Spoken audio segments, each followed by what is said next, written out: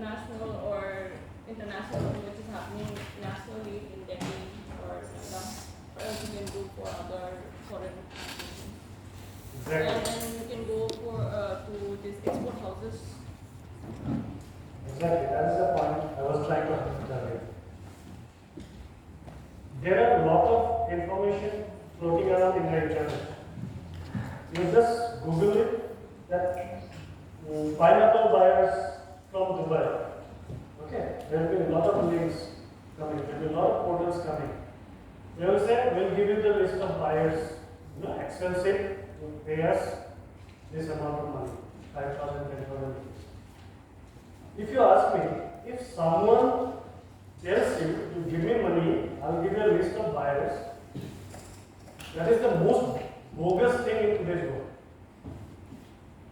No one is going to spoon feed with your list of buyers. You pay them, they will give you a list of buyers, but I doubt if those buyers exist. Never fall for all those things. Use the tools that I have mentioned earlier. Use ITC Trade Map, Indian Trade Portal. Also use your social media accounts like LinkedIn, Twitter. These are the tools through which you can find buyers. If someone says, I will give you a list and feed you with a list of buyers with phone numbers and email addresses, that is bogus. Don't fall for it. Rather, use the tools to find the buyers. Okay? Yes. Also, she has rightly said, there are a lot of international exhibitions happening all across the world. All the export promotion councils are taking part. It can be B2B, it can be B2C. Okay? State governments are participating in these fairs. Participating in those fairs for food products. Gulf Food is one of the biggest fairs globally. It helps in Dubai, right? For other products, multi-product category like B2C, Kunlun Fair in China, it's one of the successful fair. Here, how far is it from Imphal to China if we had a direct flight?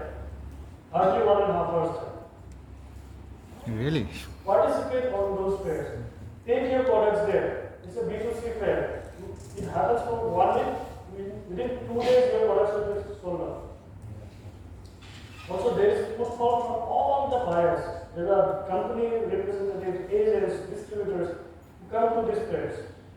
If they like your product, you get close a deal very soon.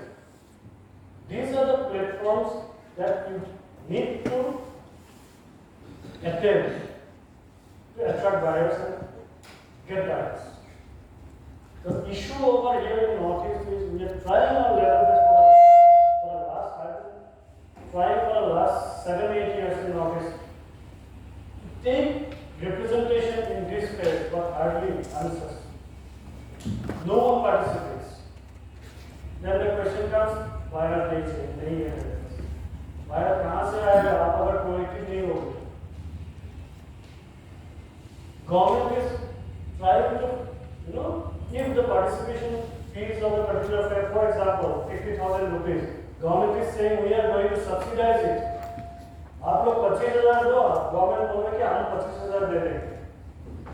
फिर भी नहीं जा रहा है, कोई नहीं जा रहा. लेकिन people from the mainland India just see that they want a list of exhibitions at the beginning of the year, so that they can plan it out. This month I will go to this fair, this month I will go to this fair. We will keep on asking, AFF भी subsidy चाहिए हमको. Government provides also. There are certain schemes. So you need to be proactive. You cannot just sit here idly and ask someone to come to us, come to us. You also have to be proactive. Okay? Sampling I have to discuss, while negotiating with a buyer, the buyer might always ask for samples to see your product firsthand. So sampling is one of the important things. Pricing and costing, I have told you that what other factors needs to be taken care of. there will be sessions from the banking part. We will take up this pricing and costing negotiation with buyers. This is one of the most important things. What are the points that will be negotiated? And there is a payment terms which is called letter of credit, which will be discussed at length later on, which is basically a payment tool also and also a negotiating tool also. Whatever points are negotiated between you and your buyer can be put in the letter of credit, point by point.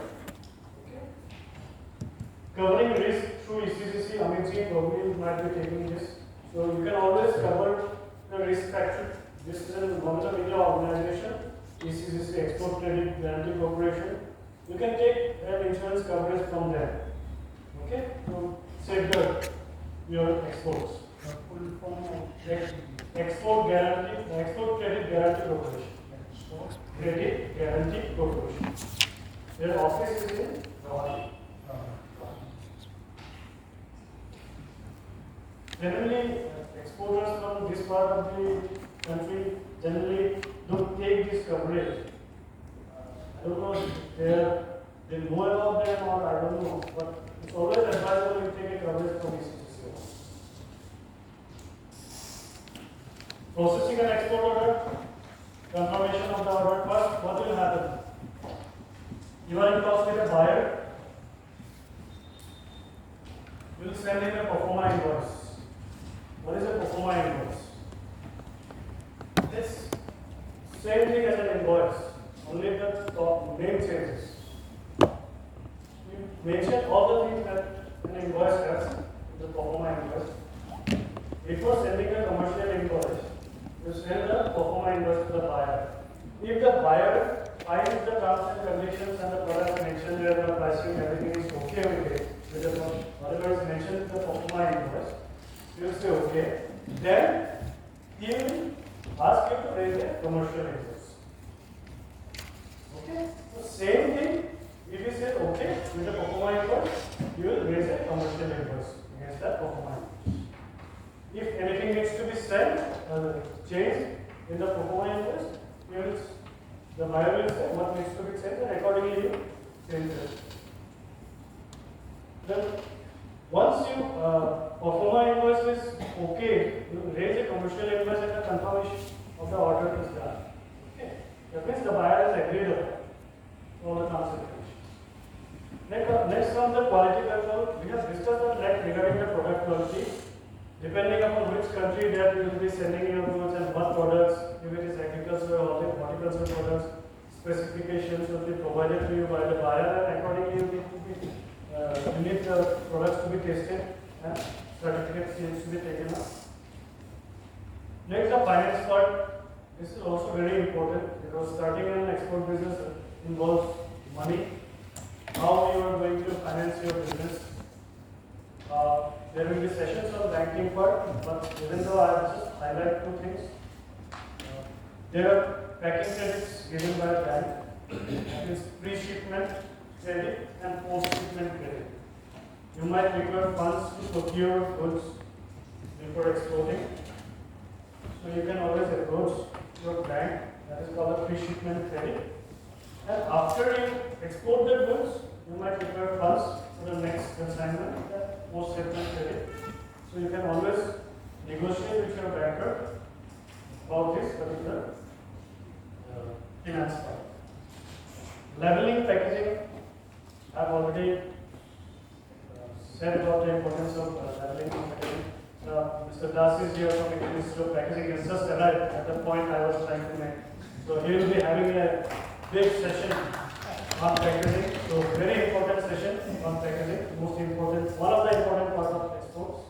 He will be taking care of that. I don't want to go into details because there are a lot of technicalities involved. I am not the right person. He is the right person. Okay. Insurance. I have told about ECGC. Always advisable to take coverage from ECGC whenever you will send an export consignment. There needs to be a delivery schedule. This is very important. In exports, if you have told your buyer that you will receive the goods on so and so date, and doesn't receive those goods on that particular day, then you are in a big soup. It's not like Nepal and Guwahati business. हम लोग बोल सकते हैं यहाँ पे ठीक है यार, लेकिन बाद में पहुँच जाएगा तो क्या रास्ते में जाना वो अगला, लेकिन वो सब नहीं सोचा। आपने बोला था आज पहुँचेगा, क्यों नहीं पहुँचे? You might so well reject that. वो बोल सकता है कि अगर आज नहीं पहुँचेगा तो हम डिलीवरी नहीं देंगे। Very strict. So it's always advisable to plan your schedule accordingly. Maintain a time frame. Don't give some unrealistic time frame. ठीक है, हम भेज दे रहे हैं, इतने तारीख को पहुंच जाए। आपको अगर लग रहा है कि नहीं हो पाएगा आपसे, हफ्ता भर 10 दिन टाइम लो उससे, सामान भेजने से पहले बोलो कि मेरे को 15 दिन लगेगा ये सामान को आप पहुंचाने। ब्लाइंडली मत बोलो कि 1 हफ्ते में मैं पहुंचा दूँ। Make a time frame. Custom procedures are there. I don't want to go in detail. Amit ji, you might practice some. So, very exotic. Nowadays it's online only. So, what I will suggest is, there are some people who does this. I think it is advisable if some people who are coming from Mumbai, sir, someone coming from Mumbai who has got practical experience. So they explain it to you the custom procedures. They are more advisable rather than giving you a theoretical, this thing. Because those people have worked with the customs, how to go about. And the custom house agents, CHA. This is very important actually. These CHAs are authorized custom house agents by the customs department. They are the people who handles all the documentation part in the exports. In Manipur we don't have that. In Guwahati we have a couple of CHS authorized, but in other places mainland, a lot of CHS available. You can always take their help. They will charge you some amount, but they are very professional and your paperwork should be foolproof. There is no point in making mistakes by doing it yourself at the initial stage. Take help from the CHS if possible. Maybe 1 or 2 consignments you can take help from the CHS. And after that, maybe you can depute your own official to do the paperwork. It's always advisable to take help for the clearing of this, and the documentation part will be taken care by the CHS. Okay. You are on a safer side. What are the other documents? Those are required. Bill of lading, airway bill. What is bill of lading? It's a document basically if you send the goods by ship, that shipping bill basically. There is a document called bill of lading. Airway bill is if you ship the goods by air cargo. It is called the airway bill. Commercial invoice from techniques. I mentioned about the commercial invoice. Commercial invoice will have all the information regarding the product, what will be the price, what will be the quantity, and what is the packing list. Packing list is nothing but, for example, if you are sending 100 pieces of pineapples, then you will mention how many pieces of pineapples are there, in one carton maybe 10 pieces, so you mention all these things in your packing list. Shipping bill, bill of export, bill of entry. Those are the documents that have been handled by the CHS.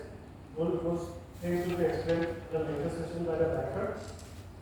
These documents need to be submitted to the bank.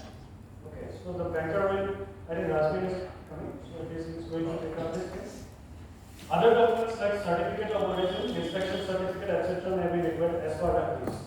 Amit ji has pointed out at some point the certificate of origin on the document that has been asked by the counterpart, the buyer, not only to assess that the product is originated in India, but also to take benefits from the trade agreements that India has got with a particular country. Okay. There are a lot of trade agreements that has happened between India and other countries. So under those trade agreements, if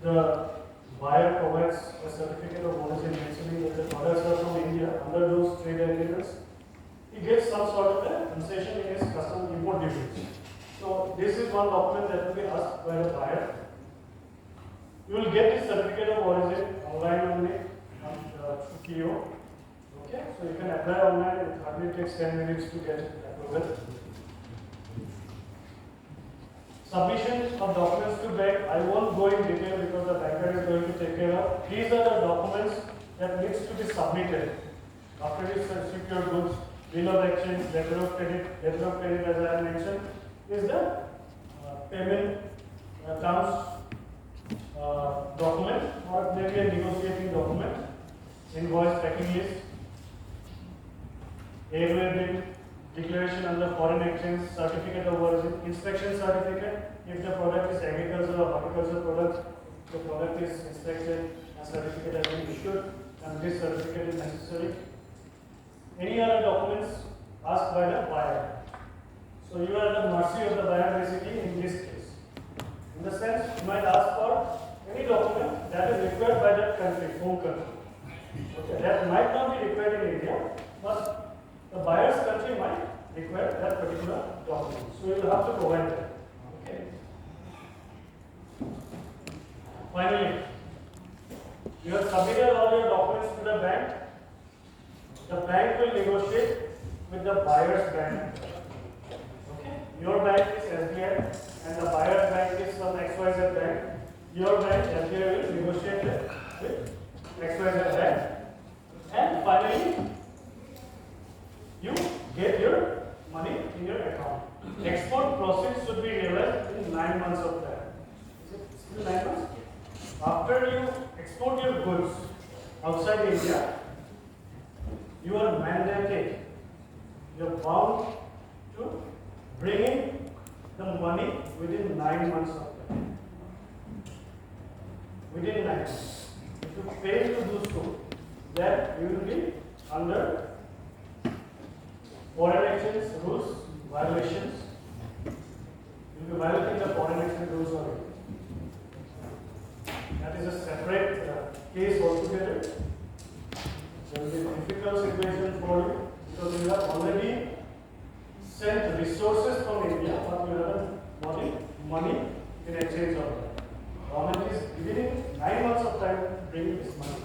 But if you fail to do so, you are liable to accident. The agency. So with this, thank you so much for a patient hearing. Any other questions, Professor sir? You can have some questions and interaction. Okay, fine. Fine. Any questions now? Yeah, I think. Yeah. Sure.